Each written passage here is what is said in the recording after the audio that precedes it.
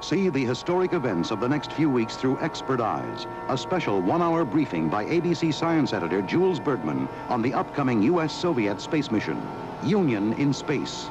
Next, here on ABC. It's the lemon, it's the lime, it's the sugar-free. Oh. Ladies and gentlemen, sugar-free 7-Up is now the fastest growing soft drink in America, and you did it. Of course, the fact it tastes so good may have helped a little. My mother thanks you, my father thanks you, we all thank you. And when you order a hamburger, try a sugar-free 7-Up and see why it's America's fastest growing soft drink. You'll thank me too. Introducing the $36 million phone. Of course, inflation keeps directory assistance costs high, but you've made a start. Keep using the book.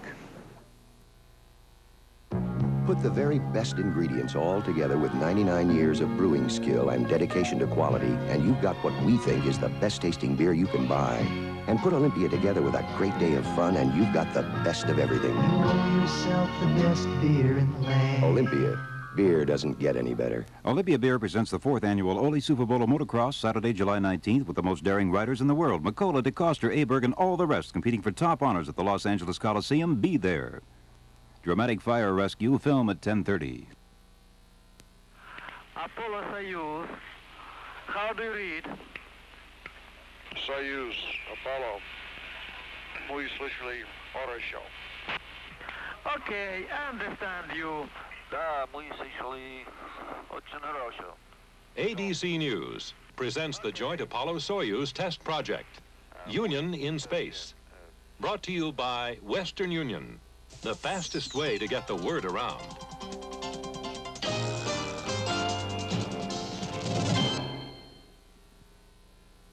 The countdown for history's first Soviet-American space mission is underway.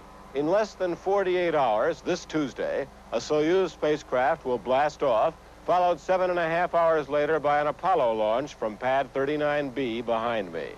Never before have two nations launched spacecraft and men to link up and fly together. The mission will prove out future space rescue techniques, but its greatest significance is in the political and diplomatic cooperation it has generated.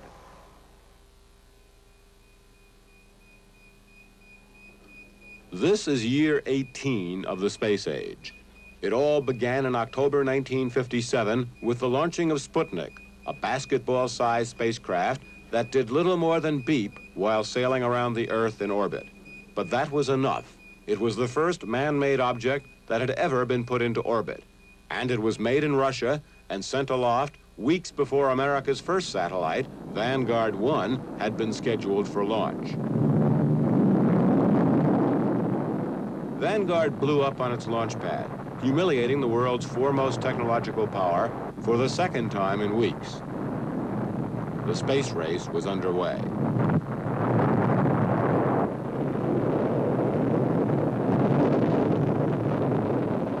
Americans were stunned again when Yuri Gagarin was launched on this short single-orbit flight just 3 weeks before Alan Shepard was due to be hurled aloft on the first U.S. suborbital mission, lasting just 15 minutes. Liftoff at 34 minutes after the hour. All right, liftoff and the clock has started.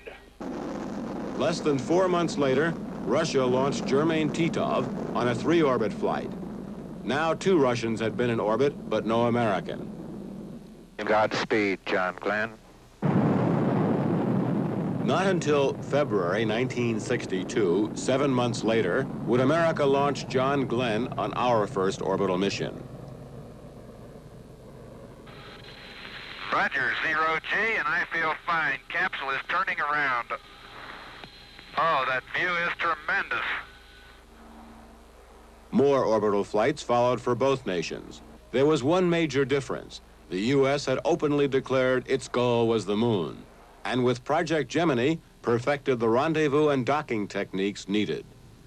At the same time, the testing of the giant rockets for the lunar mission began, and the three-man Apollo spacecraft was being built. Russia never announced any flight until it was off the ground, but kept making grandiose generalized predictions and then surprised us. In March 1965, Russia's Alexei Leonov, the Soviet commander of the Soyuz in this week's joint flight, became the world's first spacewalker, emerging from the two-man Voskhod capsule over the Soviet heartland for a short extravehicular activity. What the Russians never told anyone was that Leonov's spacesuit ballooned so much he was trapped outside the Voskhod until he was able to let out some of the pressure. This was just 10 weeks before Ed White would perform the same feat on the Gemini 4 flight. The flight director says, get back in. No, back in. Come on. We still got 3.5 more days to go, buddy. I'm coming. America finally soared ahead with the Gemini 6 and 7 flights in December 1965, where one spacecraft rendezvoused with another, and a new endurance record was set with Gemini 7 remaining in orbit for 2 weeks. The co-pilot of Gemini 6 was Major Tom Stafford, then flying his first mission. He has since flown 2 other space missions and now commands the Apollo in what we call ASTP, the Apollo-Soyuz Test Project. Both nations pushed ahead, America for the moon, Russia as usual, with mysterious hints but no clearly stated goals. Then both stumbled. 3 weeks before the first Apollo flight, disaster struck. The Apollo 204 fire at Cape Canaveral took the lives of Gus Grissom, Ed White, and Roger Chaffee, and set back America's space program a year and a half. Russia also experienced its first tragedy in 1967 when Vladimir Komarov died on the first manned flight of the new Soyuz spacecraft. Its attitude control system malfunctioned during re-entry, and Soyuz tumbled out of control. After that, almost all the honors were American as the Apollo program came of age. Frank Borman, Jim Lovell, and Bill Anders orbited the moon on Christmas of 1968. In the beginning, God created the heaven and the earth. And the earth was without form and void, and darkness was upon the face of the deep. And the Spirit of God moved upon the face of the waters. And God said, let there be light. And there was light. And God saw the light, that it was good. And God divided the light from the darkness. The daring flight had been rushed amidst fears that Russia was about to launch a manned lunar mission. U.S. reconnaissance satellites had pinpointed an enormous Soviet rocket on the launch pad at Tyuratam, a rocket that disappeared in an apparent launch pad explosion.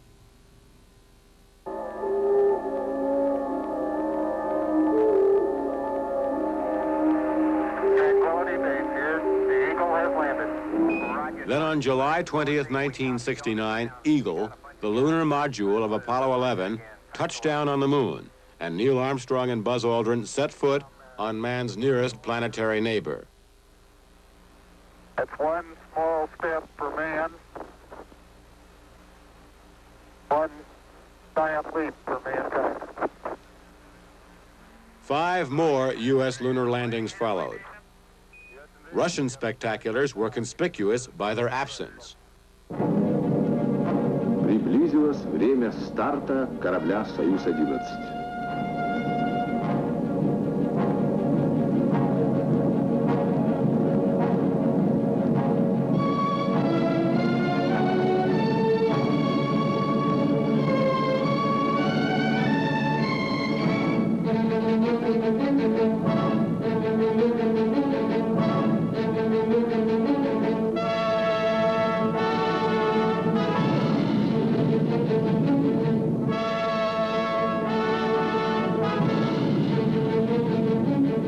Not until 1971, with the launch of the Salyut space station and Soyuz 11, does Russia begin to move on again.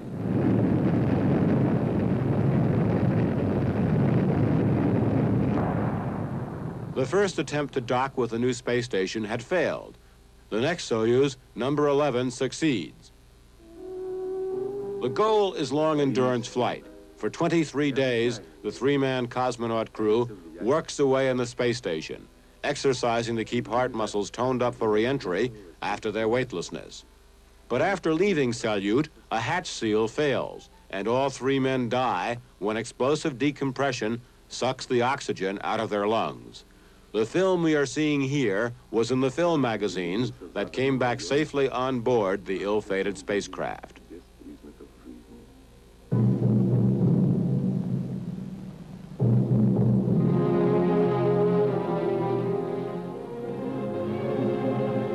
Покорение и освоение космоса немыслимо без подвигов. There is a price we pay for progress, the Soviet narrator tells us in this film. For 2 years, while the Soyuz hatch and seals were redesigned and tested, there were no manned Soviet flights. Now, both nations have learned that there is a price that has to be paid for progress. America goes on to fly not one, but 3 Skylab space station missions, a space station dwarfing Salyut on flights lasting up to 84 days. But the first phase of the manned space race is ending. An era is ending. Both nations have begun to realize that space exploration is getting more and more costly. Stung by America's landing on the moon, Russia realizes the big prize is not to be hers.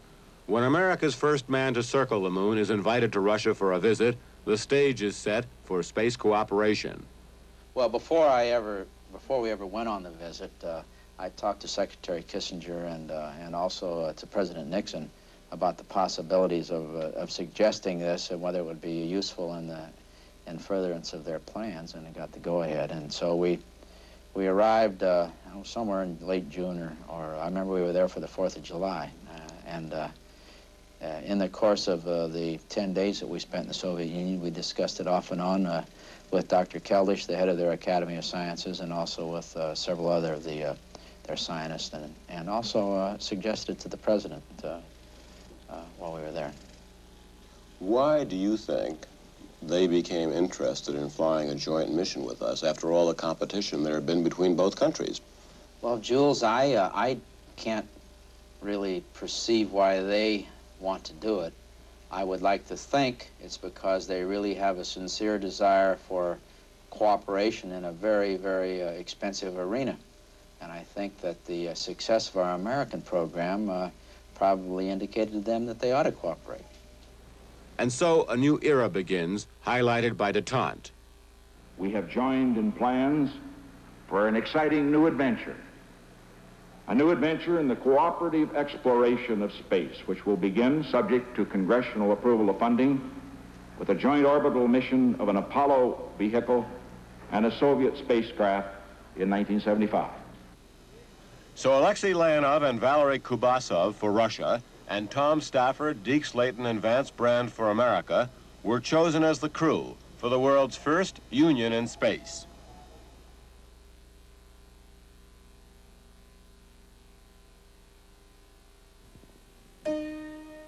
Sending word across our nation when it was young could take days, even weeks.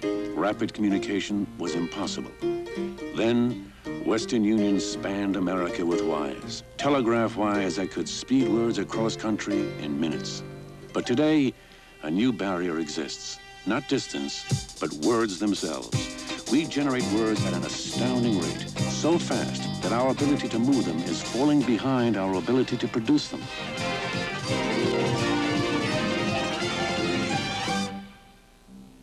But a new era is dawning. In this valley, the antennas of an Earth station are aimed into space, beaming millions of words over America's most advanced communication system. One of the networks operated for business, government, and the public by Western Union. To see how this system works, let's follow this electronic stream of words from Earth into outer space. Here, more than 22,000 miles above Earth, is America's first domestic communications satellite, Western Union's WestStar. WestStar can relay up to 8 million words per second. Western Union messages, computer data, telephone calls, and broadcast signals travel up from Earth to West Star, then back to an Earth station at the speed of light. From there, Western Union's land-based networks relay these messages to their destinations. With 2 West Star satellites now in orbit, Western Union can provide coast-to-coast private telephone and data transmission links at half the cost of earthbound systems. The West Star satellite network, a giant step toward making Western Union once again the fastest way to get the word around.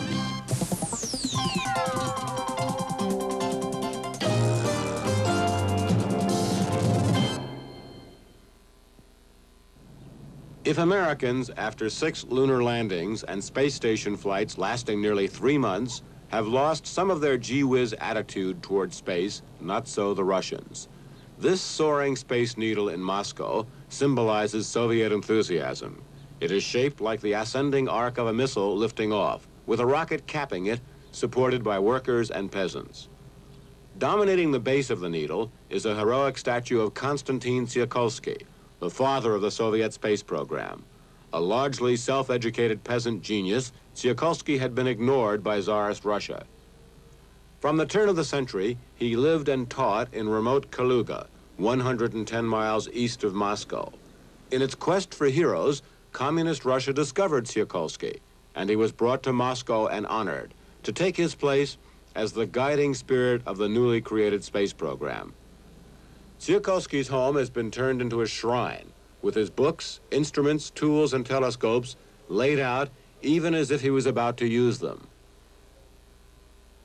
A mile away is the Kaluga Museum, a major installation honoring his memory, a full-scale tribute to the Soviet space program. On a hillside terrace are full-size examples of most of Russia's space rockets.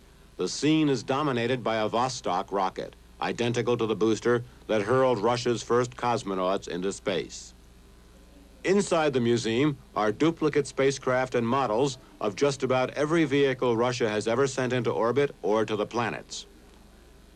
The small lunar soil sampler that was sent up even as our astronauts were first landing on the moon. The one-man Vostok spacecraft in which Gagarin, Titov, and the early Soviet space pilots flew. They ejected from it at 23,000 feet after re-entering the Earth's atmosphere.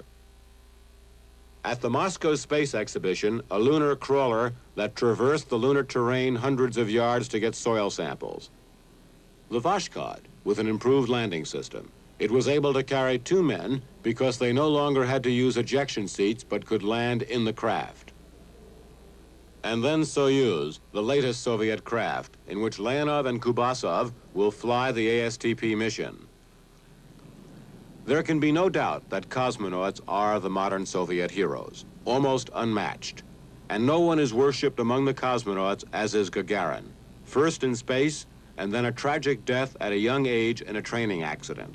Statues and busts of Gagarin are everywhere. The Moscow Space Park, the Kaluga Space Museum, Star City where the cosmonauts train. For every Soviet spaceflight, there are countless stamps, pins, and buttons honoring the cosmonauts.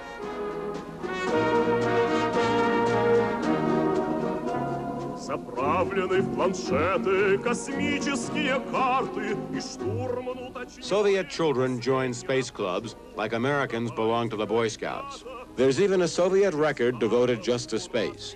This song is called Meeting the Stars. Я верю, друзья, караваны ракет помчат нас вперед от звезды до звезды. На пыльных тропинках далеких планет останутся наши следы. На пыльных тропинках далеких планет останутся наши следы. Soviet television glorifies the exploits of the cosmonauts, as in this film.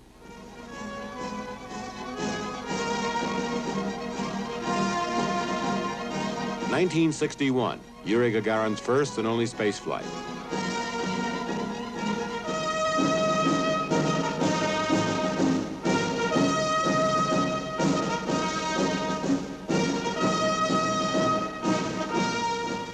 Я Заря-1. Внимание, минутная готовность. Attention, attention, 1 minute to launch. I understand. Not identified in the Soviet film is this man, Sergei Korolev, Russia's legendary chief spacecraft designer, who in the early launches personally commanded the effort after having led the design and testing work on Vostok, Vashkod, and early phases of Soyuz. Korolev, caught up in the Soviet purges of the mid-30s, did a lot of his work confined in a Moscow prison. After his first jet engine design succeeded, he was given full release but never given public credit. Not until he died in 1966 was he publicly identified. Now, Korolev's statues are displayed in all the space exhibits. The Soviet film then shows us most of their early cosmonauts and highlights of their flights. Germain Titov, Pavel Popovich, Valentina Tereshkova, the first woman cosmonaut. At the Moscow Space Exhibition, a heroes gallery of all Soviet cosmonauts, past and present, living and dead, a permanent tribute to the more than 36 Russians who have flown in space. 1965, and Alexei Leonov, a 30-year-old cosmonaut, after his first mission, explaining what he had done. Now, of course, he is commanding Soyuz on this week's ASTP mission. This brief walk in space on the Vashkod 2 flight made Leonov a new instant Soviet hero. In reality, Leonov was no new kid in town. He'd been a cosmonaut from the very first days of the late 50s. A parachutist and pilot, Leonov had made 150 jumps. The parachute experience was a qualifying requirement for spaceflight because early space pilots, after ejecting, had to parachute to land. Leonov's wife is a school teacher, a woman of few words in public who is dedicated to what her husband does. Can your wife give us any idea what it's like being the wife of a cosmonaut? Безусловно, работа налагает какие-то неудобства, какие-то трудности, но приходится мириться. It is very difficult for me. My wife said, it is, everything is need. The Leonovs have 2 daughters. Victoria is 13 years old. Oksana is 7 years old. Leonov's flight engineer, Valery Kubasov, is married to an electrical engineer. They also have 2 children. Leonov is a serious artist. We're inside the Culture House at Star City, an exhibition of 40 of Alexei Leonov's paintings, many of them dealing with space. This is Vostok 2 in orbit, an earlier Vostok than the one Leonov himself flew. 3 layers of brightness as seen in orbit from Vostok 2 in 1965. A spacewalk painted in 1969, not Leonov's own, which he calls Passage from One Spacecraft to Another. I started painting when I was a boy, about 8 years. My father made me present in 1942 a lot of color pens and 1 box with watercolor. I drew everywhere and everywhere. I drew on window, on wall. My father very liked it.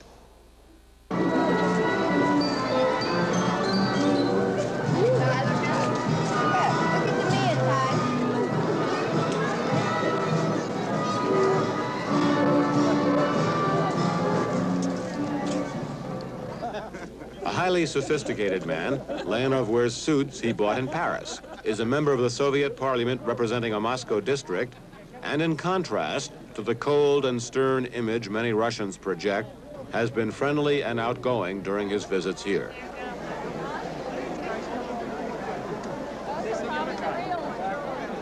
John, you want some help? Yes, if you could spread some crabs off down at the other end down there.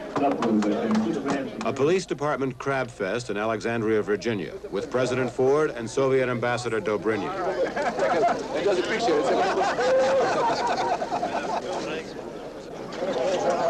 Mr. Ambassador, here's your vodka. Next time, I just know.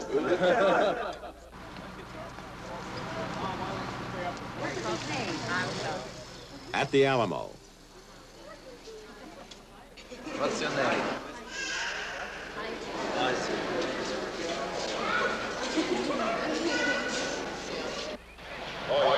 At the Astrodome in Houston.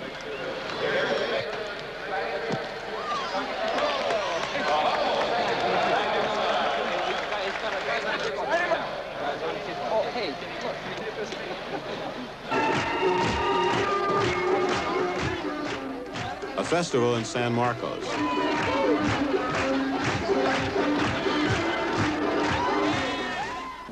At Cocoa Beach near Cape Canaveral.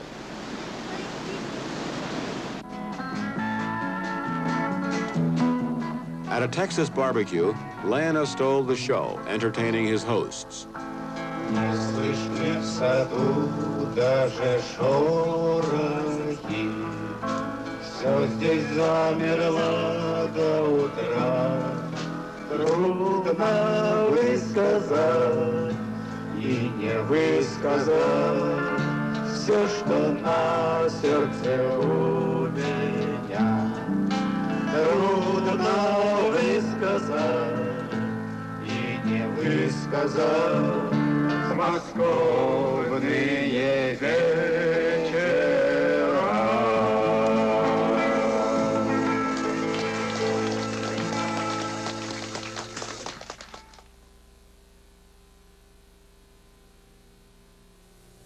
For generations, the fastest way to send a message was to go to a Western Union office.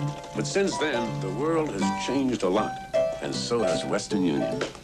In the past decade, Western Union has undergone an enormous modernization. So today, we can move words as fast as America generates them. Now, the world's largest telephone answering service makes it easier to reach Western Union. Hundreds of operators are on duty round the clock. So when you call us to send a mail, gram, or a telegram, Western Union, may I help you? your message is received in just moments. May I have your party's name and address? To speed your message to its destination, every operator is linked directly to our central message routing computer. Thank you for calling Western Union. In all, we've invested more than $1 billion to make Western Union more than ever the fastest way to get the word around.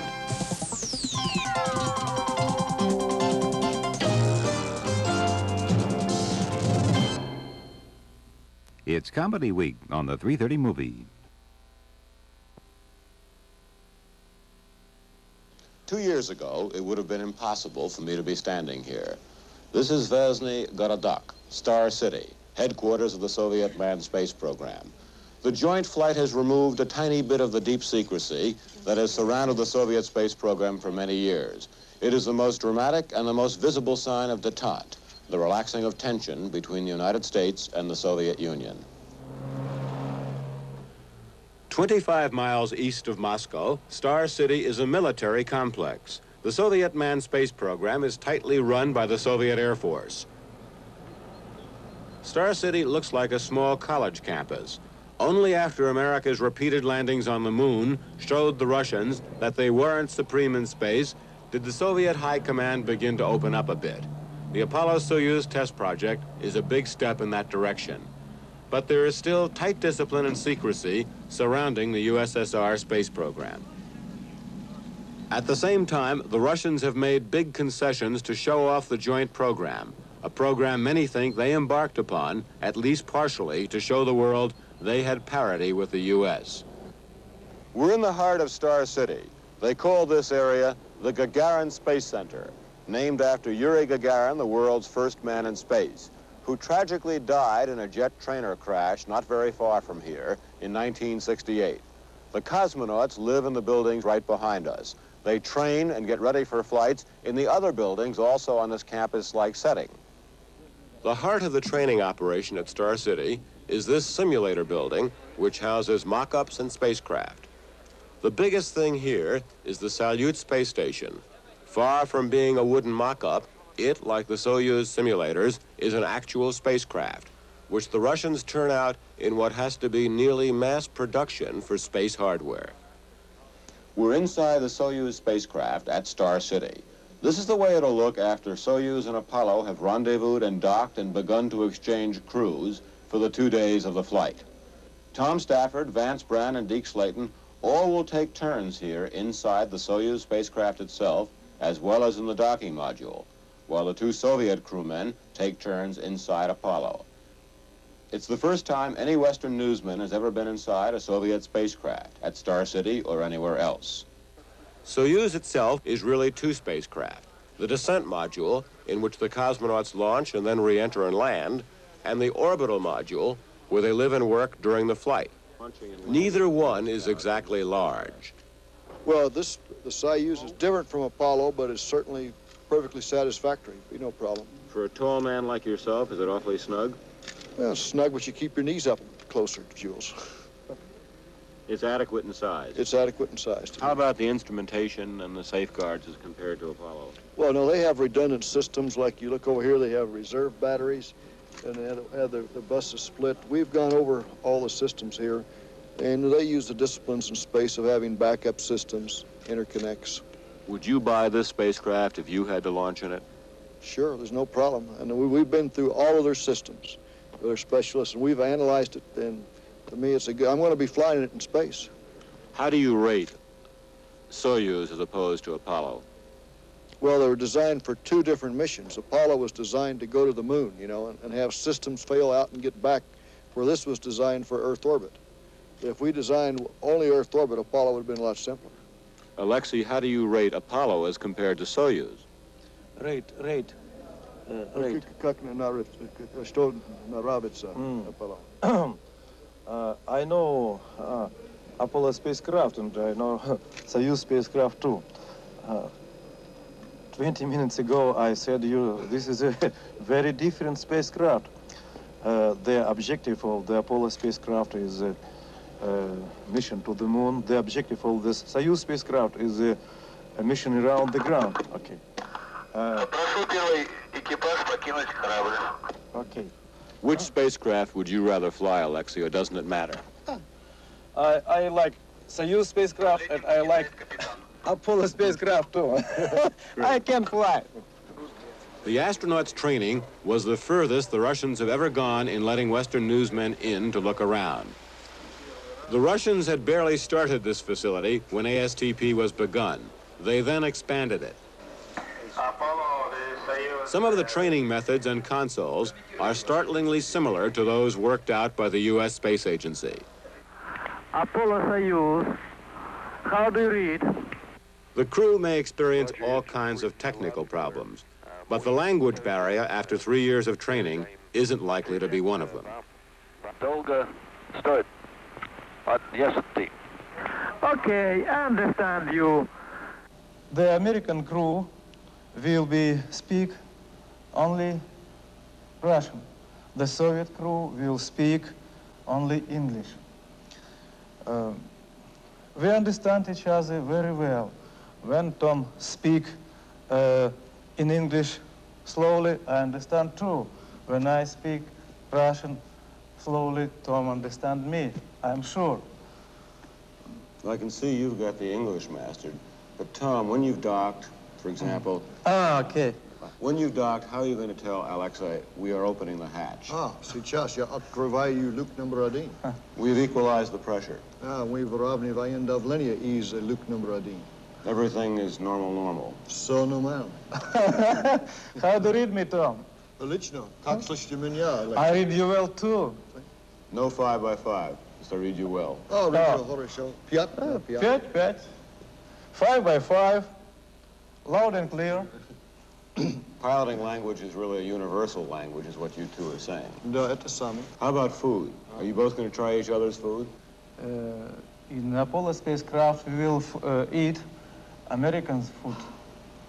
When American member Apollo spacecraft will be in the Soyuz spacecraft, they will eat Russian food. Tom and the other American astronauts tasting Soviet food. The Soviet crew tasting the American food. How did you take to the Apollo food? I like it, but I more like Mexican food. Chili. Chili. You know, if I come around like that, when I'm right here, I just roll like that. Roll position. Yeah, we're already there. The Soviet training at Star City includes classroom sessions. The U.S. training in Houston included a review of survival equipment for the Russian backup crew. A signaling mirror. Mirror. Signal mirror. Лица, друг, радио. Это радиомаяк. У нас радиомаяк. Anatoly, как слышите меня? I read you very well, loud and clear. Some other signaling devices.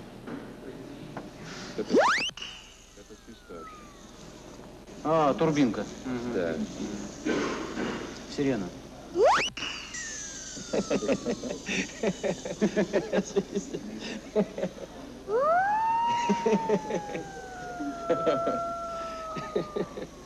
Good boy.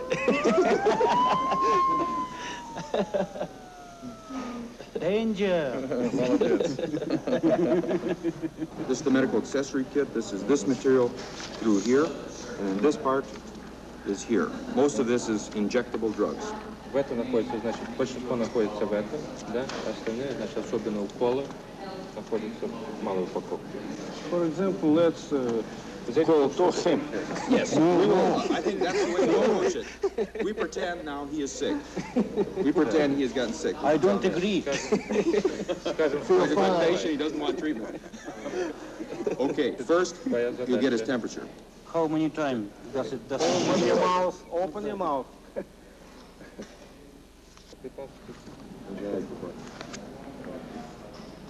Be careful.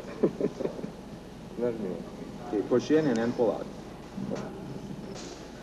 This is the other part I want to show you. This is, for instance, a medication for pain, if necessary. You hit it against the surface you wish to inject into. Очень легко, не надо очень. Нажми. Просто нажать или... Не, просто приставь. Не треба тримати. No. Просто приставь, толкни, ну да. Удар больше, сильнее. Оп. Okay? And this can contain medication for pain, for motion sickness. This type of material is included. Так она на такую глубину и проткнет тело. Ну-ка, давай. No, I will cry. Very loud. Despite the obvious warmth and camaraderie among the crews, there are still some suspicions and closed doors. For 15 years, the Russians have tried to conceal the location of their manned launch port by calling it the Baikonur Cosmodrome.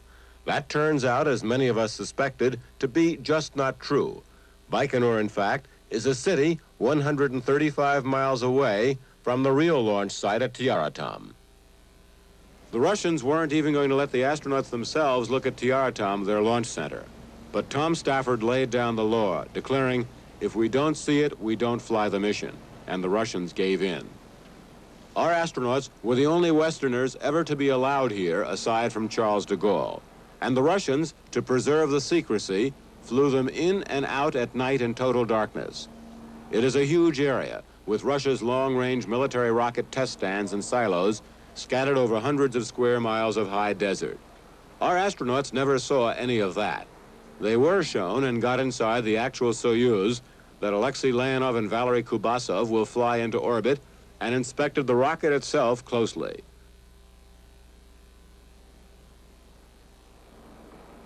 The Russian system is such that if the first rocket fails, they can launch a new one within 2 days. But should Apollo fail, which no one expects, the U.S. has neither a backup rocket or a spacecraft anywhere close to being ready. The ASTP mission would be delayed for months.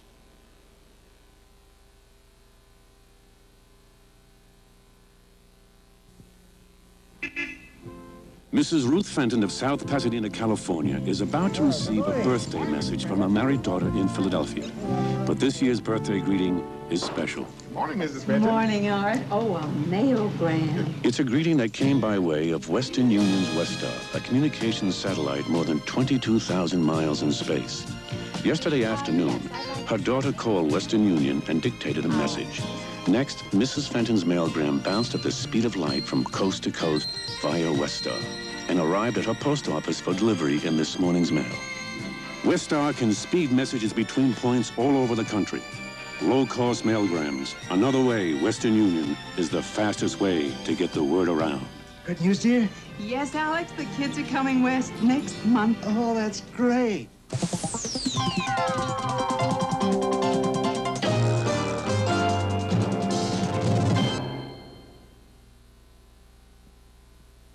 Ключ на старт. Есть ключ на старт. Есть старт. 2 days from now, if all goes well, a Soyuz spacecraft will be launched into orbit from Tyuratam, Russia's Cape Canaveral. All engine running. Liftoff. We have a liftoff. 7.5 hours later, America's Apollo spacecraft will be launched from Pad 39B at Canaveral, the liftoff point for all of America's lunar missions.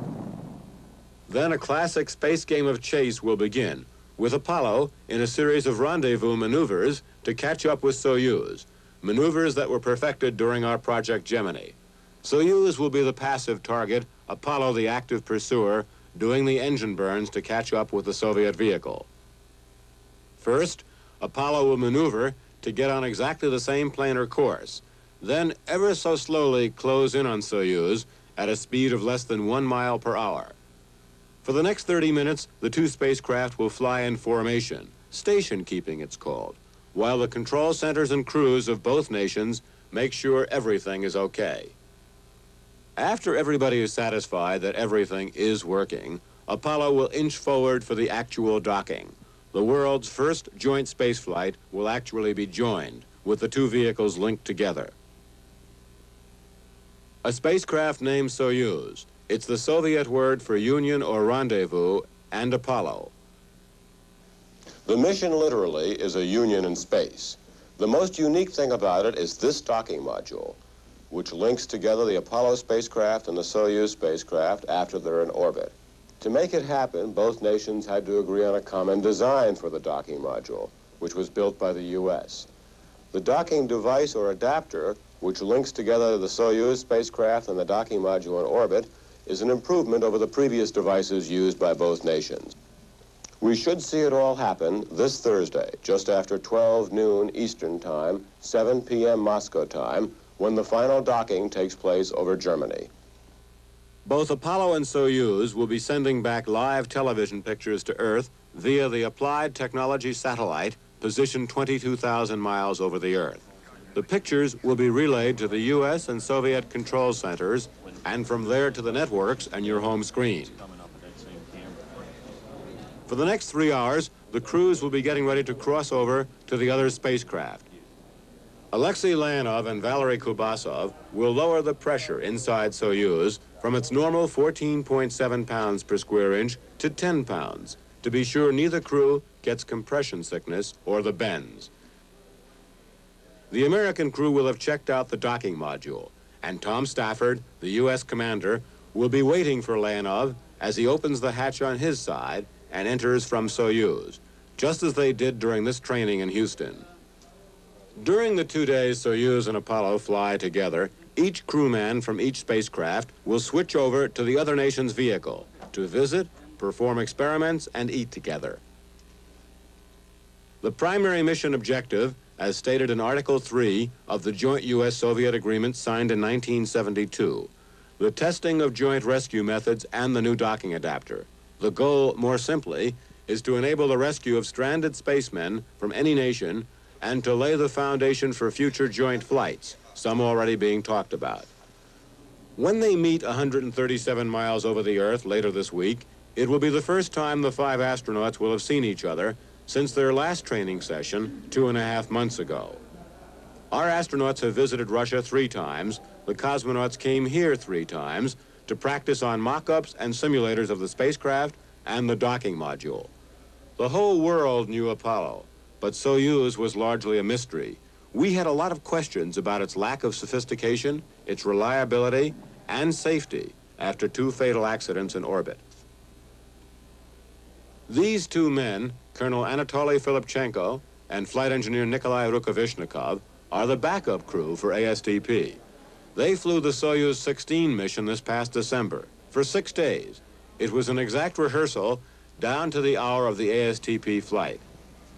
The Russians flew Soyuz 16 to reassure U.S. space officials concerned about the safety of Soyuz after its past failures. Here we see how the Soviet methods differ from ours.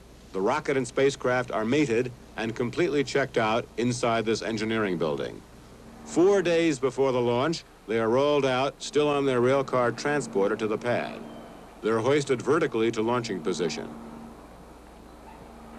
Filipchenko and Rukavishnikov travel the 1 mile to the pad in a comfortable bus, carrying their portable air coolers, just as U.S. astronauts do.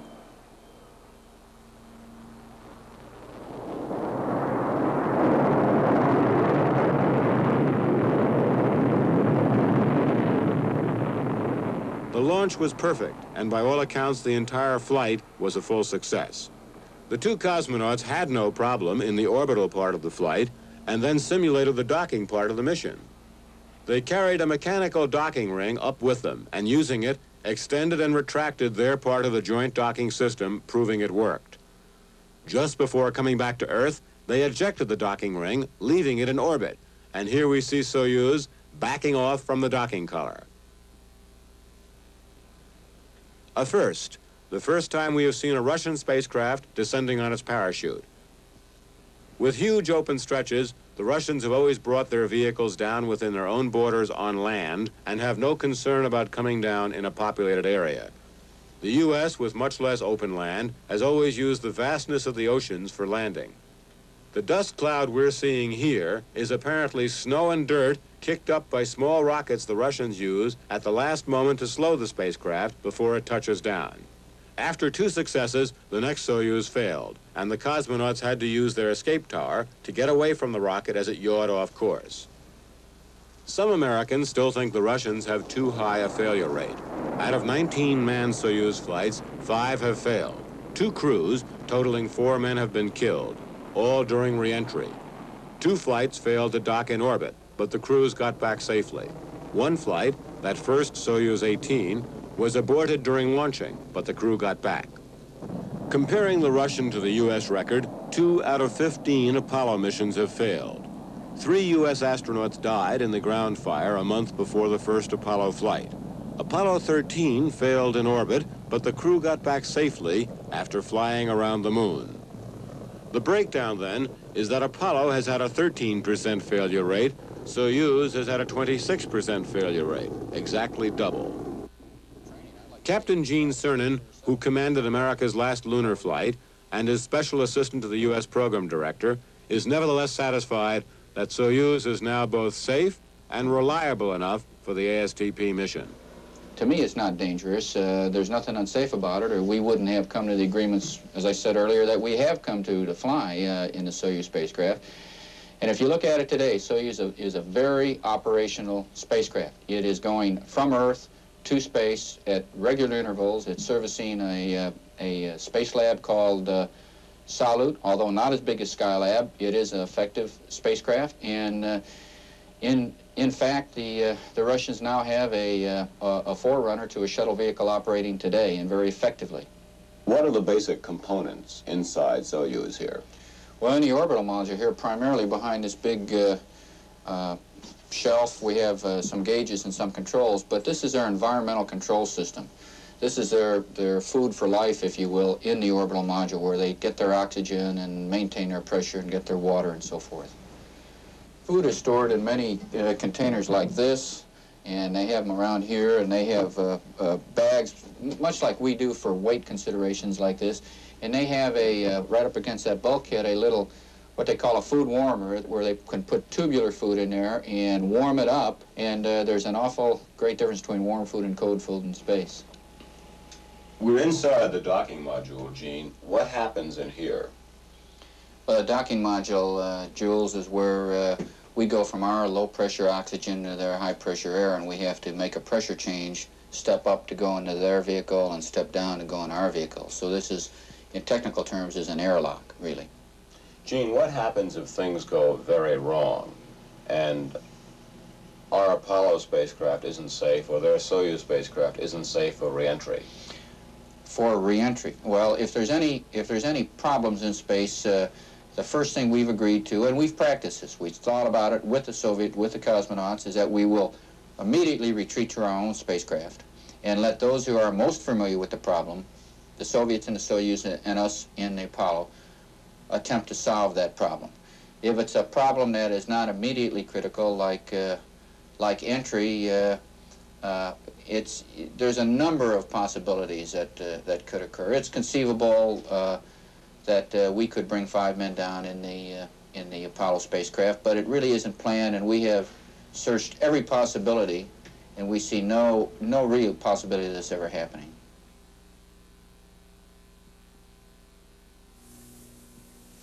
Here are the West Coast figures. I don't have time to call all those people. Send to telex, have them reply the same way. Right. That scene's being repeated a lot these days as more businessmen find Western Union's telex and Twix networks a fast alternative to the phone, especially when they need to reach more than one person. Take telex. It isn't just fast. It can also be a lot cheaper than the phone. A 3-minute call, Washington to San Francisco, costs $1.36. A 65-word telex message, just 60 cents. A call from Chicago to New York, $1.20. Telex, 30 cents. Philadelphia to Boston, $1.08. The telex, 18 cents. When you've got to get the word around fast, don't reach for the phone. Have your secretary send a telex or Twix. It's probably just down the hall.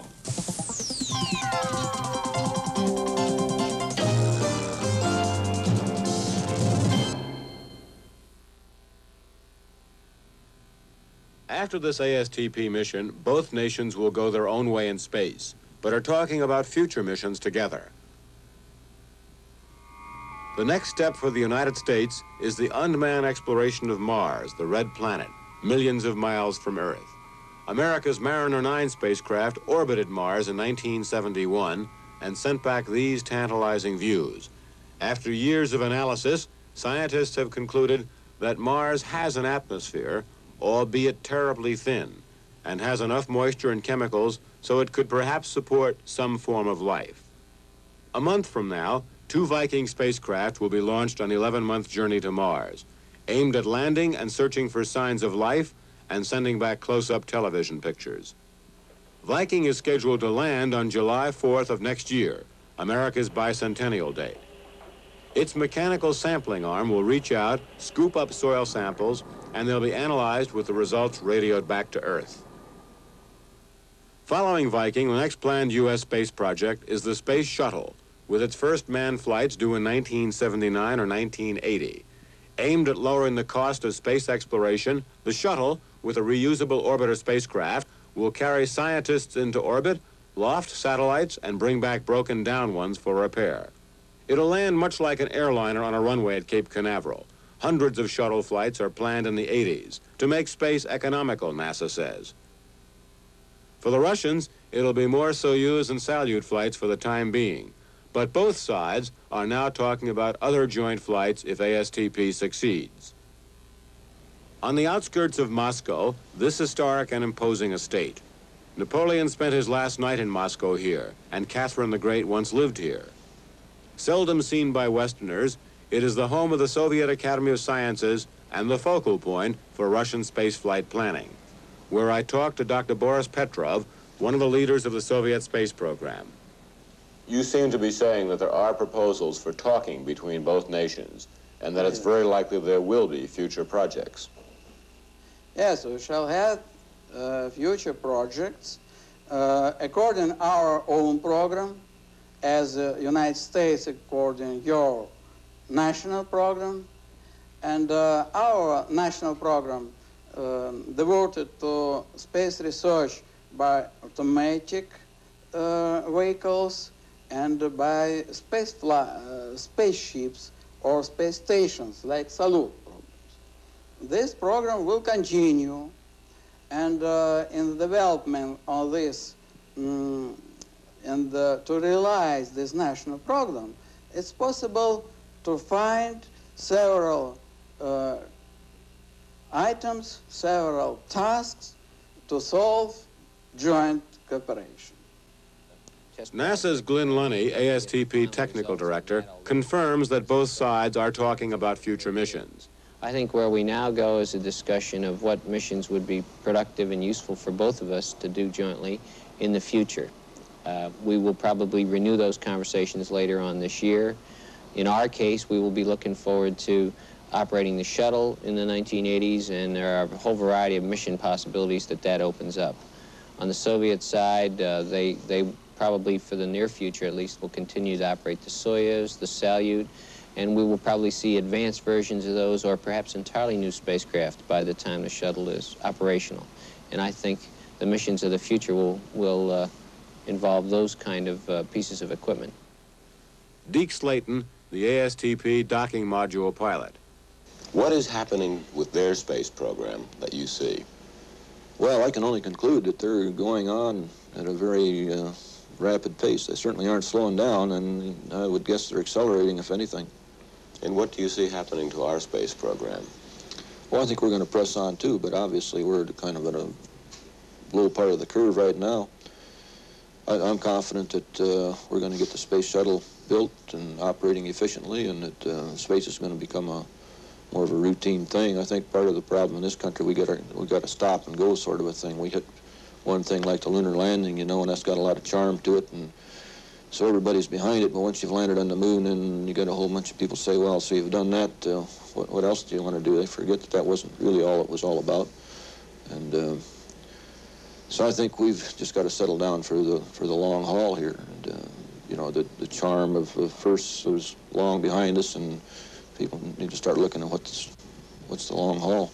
I think the next time you're going to see the kind of enthusiasm for space that we saw for Apollo is when we decide to go to man to Mars. I don't think it's going to happen before that. But we're going to do a lot of good work in the meantime, in my opinion. And I think we're going to go to Mars someday, too, and I think you and I are going to see it.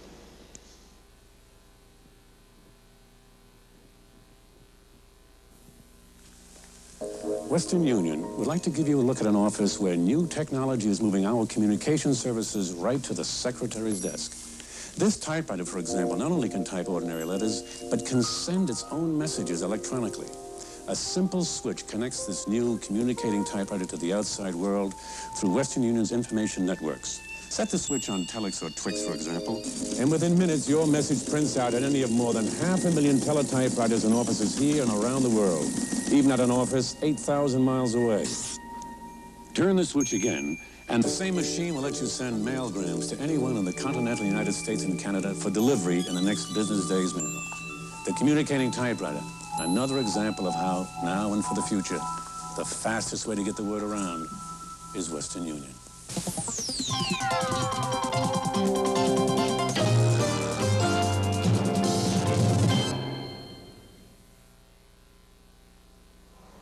We have seen where both nations can go in space. The truly remarkable thing about ASTP is not what it will accomplish, which is minimal, but that it is at all, that it actually is happening.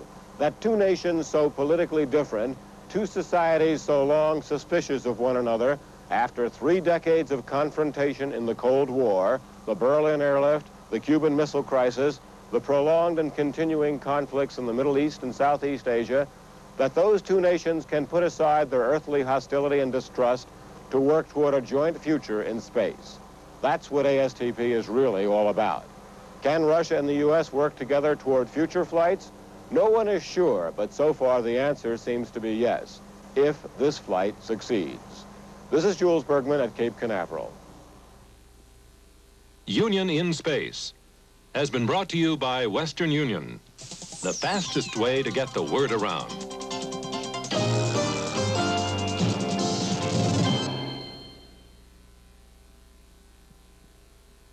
It's a brand new day on ABC, and we've got a new game show for you to see. To finish a rhyme, it takes a little time, but rewards are great if you don't hesitate. Rhyme and Reason, weekdays at 11. Take a word and stretch it, cut it, bend and blend it, but don't dare say it or that will end it. Join host Tom Kennedy in the new You Don't Say, weekdays at 12, here on ABC.